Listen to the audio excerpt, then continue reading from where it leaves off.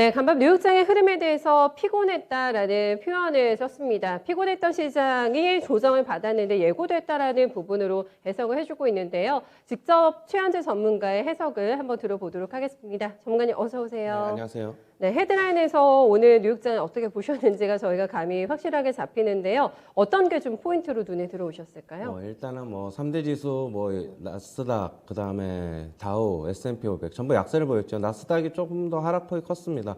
한 0.9% 정도의 하락을 보였고, S&P 500이나 다우 산업 지수 같은 경우에는 0.7%대의 약세를 보였습니다. 제가 피곤하다고 얘기했던 거는 밑에서만 저가 매수만 있고 위로는 못 가고, 그렇기 때문에 저는 이제 시장이 더 이상 위로 못 갈 것이다 얘기했고, 결국에는 시장 계속 피곤해 보인다고 얘기를 했었고, 그 다음에 결국에는 예고된 조정이라고 지금 보고 있습니다. 지금 보면은 소비 하락에 대한 우려는 전체적으로 좀 약세를 나타냈는데요. 그 중에서도 업종별로 보면은 특히 이제 자동차 업종이 좀 많이 좀 약했습니다. 역시 판매 둔화 우려에 대한 그런 것 때문인데요. 테슬라 같은 경우는 거의 한 3%대 약세, 그 다음에 GM 같은 경우에는 약 4.6%대, 그 다음에 포드 같은 경우는 약 3.5% 하락을 했습니다. 지금 GM 같은 경우에는 또 더군다나 이제 벅셔 해서웨이가 이제 지분율을 낮췄다는 소식도 있어가지고 일부 그런 거 약세의 좀 원인으로 보고 있습니다. 지금 어제 보면은 월마트, 홈디포 이런 이제 소매 쪽에 이제 회사들이 이제 실적을 발표했는데요. 예. 전부 이제 좋은 실적을 발표했지만은 결국엔 실적 발표에 뉴스에 이제 결국에는 팔아가지고 결국에는 하락으로 이제 마감을 했습니다. 월마트 같은 경우에는 EPS가 결국 지금 한 1.78달러로 이제 나왔는데 시장 예상치로는 1.57달러 상회했지만은 뉴스에 팔아서 주가는 약세를 보였습니다. 어제 이제 어제 이제 백신 관련주들은 이제 좀 나름대로 강했는데요. 이제 모더나 같은 경우는 한 7%대 강세, 그다음에 화이자도 3%대, 노바백스도 한 2%대 강세를 나타냈습니다. 어제 보면은 테슬라 같은 경우에는 번스타인에서 어떤 애널리스트가 이제 리포트가 보고서가 나왔는데요. 전체적으로 밸류에이션이 지금 자동차 업종뿐만 아니라 IT 섹터에서도 너무 높다 이렇게 얘기를 하고 있습니다. 지금 테슬라는 이제 물론 이제 전기차를 판매하는 회사지만은 밸류에이션이나 이런 거를 주가 움직이면 오히려 이제 IT 섹터에 좀 유사한 측면이 좀 많다고 지금 보고 있고요. 네. 테슬라가 이제 전통적 자동차 기업, 일반 자동차 기업의 밸류에이션과 좀 비교를 해보면은 판매 차량 한 대당 이제 밸류에이션은 약 50배 정도가 높다고 합니다. 그다음에 타 자동차 기업 대비 이제 강력한 성장세와 이제 고성능 전기차라는 차별화된 상품은 어느 정도 이제 밸류에이션의 프리미엄을 좀 정당화하고 있지만은 테슬라 주가가 IT 섹터 기준으로도 높은 밸류에이션에 속한다. 그렇게 얘기하면서 투자에 신중해야 된다. 적정 주가는 300달러다. 그렇게 얘기를 하고 있습니다. 그리고 7월 소매 판매 지수 지표 같은 경우에는 전월 대비 1.1% 감소했죠. 시장 예상치는 0.3%로 봤는데요. 지금 보면은 결국에는 자동차 판매 부진이 결국에는 좀 이렇게 영향을 미친 것으로 보입니다. 소매 판매 지표에서 자동차 판매가 차지하는 비중이 약 5분의 1, 약 20%라고 보면은 굉장히 높은 수치인데요. 자동차 판매를 제외하면은 결국에는 한 0.4% 정도 감소한 것으로 나타나가지고 시장 예상치로는 거의 또 부합하는 것으로 좀 보고 있습니다. 네. 최근에 나오고 있는 경제 지표들의 어떤 궤적을 저희가 추적을 해보면은, 맞는 것 같은데, 2분기 피크론 진짜 팩트인 것 같다라는 생각들을 많이 하실 것 같아요. 이게 그러면은 지금 코로나 델타 변이 바이러스 때문에 7월에 잠깐 꺾일 수 있다라는 흐름으로 봐야 됩니까? 아니면 정말 경제가 점점 살아나는 게 이제 속도가 둔화되는 걸 기정사실로 저희가 받아들여야 되는 건지 지표의 흐름은 어떻게 읽고 계세요? 계속 그렇게 높게는 나올 수 없죠. 결국에는 꺾인 건데. 맞다. 예, 꺾인 게. 꺾인 건데, 예. 델타 변이도 약간 그런 영향이 없지는 이바지가 않았을 있었겠고. 겁니다. 예. 그러나 어차피 이런 지표들은 꺾이는 것은 이제 예고돼 있었던 거고, 그러나 이제 보면은 이런 지표가 이제 이 상태로 계속 정도로 유지를 하면은 나중에는 이제 지표상으로는 이제 좀 괜찮아지는 거겠지만 여기서 또 더 꺾인다면은 결국에는 시장은 좀 민감하게 반응할 것으로 보입니다. 지금 왜냐하면은 다시 침체로 가는 게 아니냐 그런 우려도 있기 때문입니다. 그럼 전문가님, 소매 판매도 안 좋긴 했습니다만은 어느 정도 예견됐던 것이고, 뭐 긴축 서두르지 않을 수도 있겠네라고 해석하면은 크게 악재는 아닐 것 같고, 8회장도 별 얘기 안 했잖아요. 네, 그리고 지금 보면은 소매 업체들도 실적 괜찮았고, 그런데 왜 주가가 이렇게 많이 빠졌다고 보세요? 이유는 어디 있습니까? 뭐 지표상으로 뭐 모든 게 이제 피크아웃에 대한 우려. 네.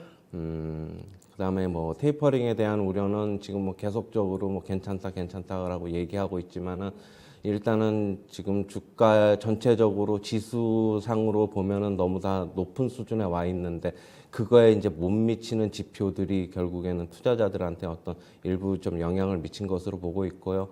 만약에 밸류에이션이나 뭐 3대 지수 모두 이제 좀 낮은 상태였다면 뭐 충격은 조금 덜 하겠지만은 지금 상태로 봐서는 결국엔 조정다운 조정을 안 거치고 지금까지 버티고 왔던 게 그쵸. 어떤 예. 원인으로 보고 있습니다. 그럼 현재 주가의 위치를 정당화 시켜줄 만한 뭔가 근거가 없는 한 여기서 그러면 시장은 빠질 수 있다. 이렇게 보시는 거세요? 제가 말씀드리는데 항상 네. 지금은 뭐 반등시마다 이제 미국 시장 뭐 비중 줄여야 된다고 말씀드렸고 제가 봤을 때는 조금 더 뭐 하락 지금 뭐 좁은 박스권에서 뭐 당분간 좀 며칠 움직이겠지만 네. 결국에는 하락 쪽으로 이제 방향을 잡을 것이고 메이저 플레이어들이 아직까지 매수 포지션 청산 못한 것도 원인도 있고 지금 보면은 저가 매수에만 그냥 받쳐놓고 있고 위로 올리지는 않고 그런 시장으로 지금 보고 있습니다. 알겠습니다.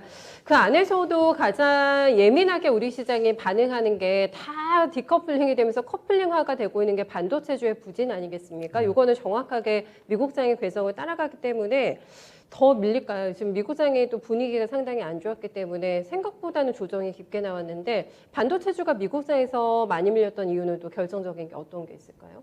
네. 지금 반도체주 많이 밀린 거는 네. 중국 경제지표 부진도 중국 일부 경기 꺾이는 거. 그 원인으로 작용하고 있습니다. 지금 지금 보면은 우리나라 지금 먼저 이제 뭐 아까 좀 전에 말씀하셨듯이 이제 디커플링 되고 있는데 먼저 조정 받았는데 네. 오늘 뭐 이런 조정 뭐 저는 이제 선반영 됐다고 보고요.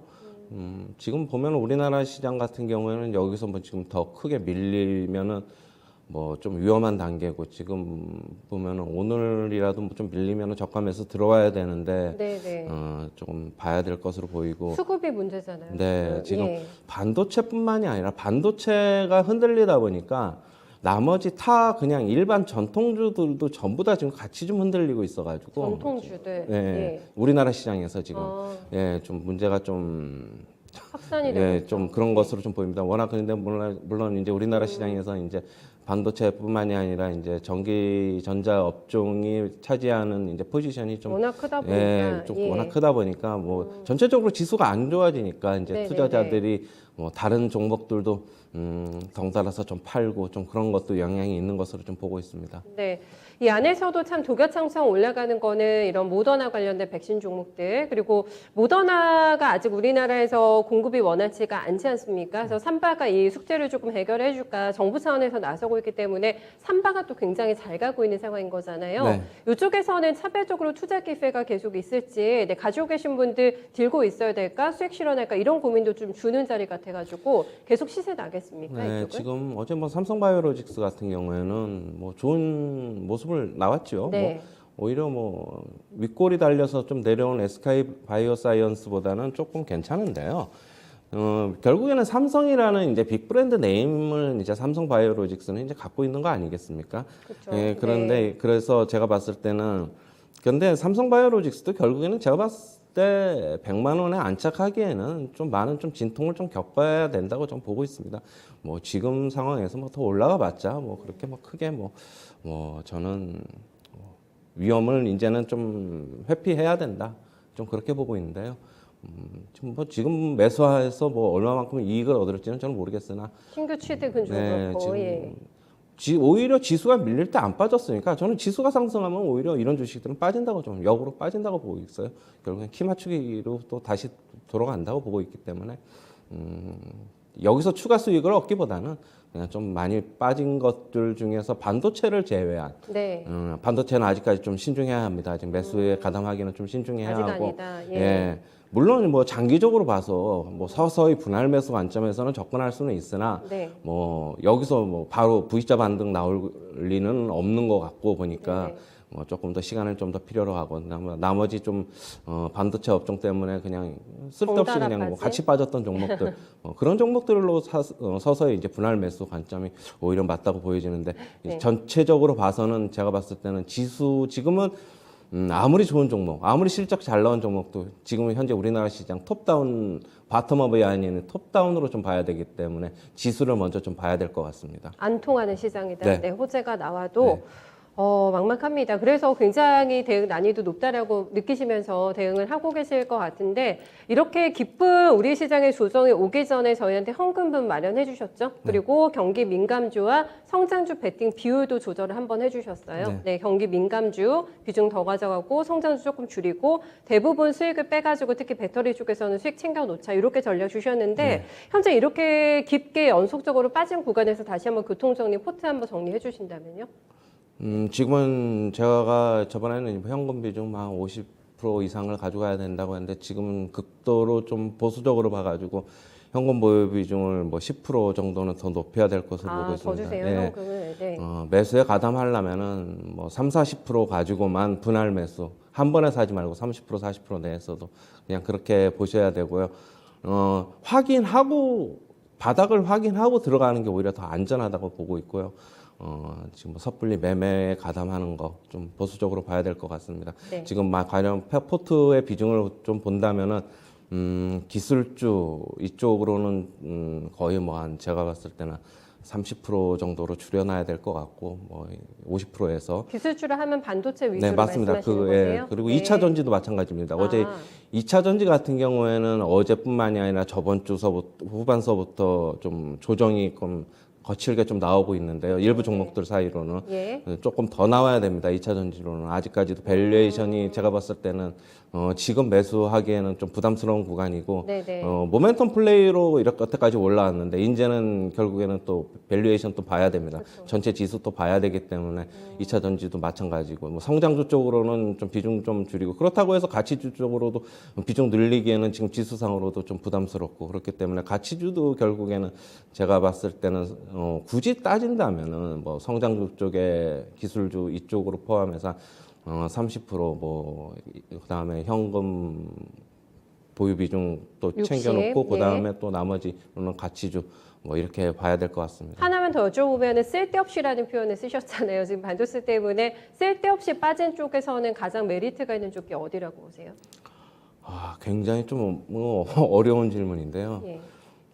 지금 보면은 쓸데없이 빠진 종목들이 좀 있죠. 가령 예를 들면은 제가 봤을 때는 가령 예. 뭐 굳이 따지자면은 뭐 건설주인데 건설주 같은 경우는 건설 경기는 뭐 국내 시장 같은 경우는 뭐 그러게요. 내년까지도 좋게 보니까 네. 뭐 주택 공급 같은 경우는 이제 뭐 결국에는 장기 사이클 중에서 어떻게 보면은 공급이 이제 초기라고 좀 볼 수 있는데 그리고 건설주 같은 것도 괜찮고 뭐 제약 바이오 중에서 전통 제약 바이오 실적 좀 나오는 뭐 대형 제약사들 위주로 뭐 소폭 매수 그 정도 선요.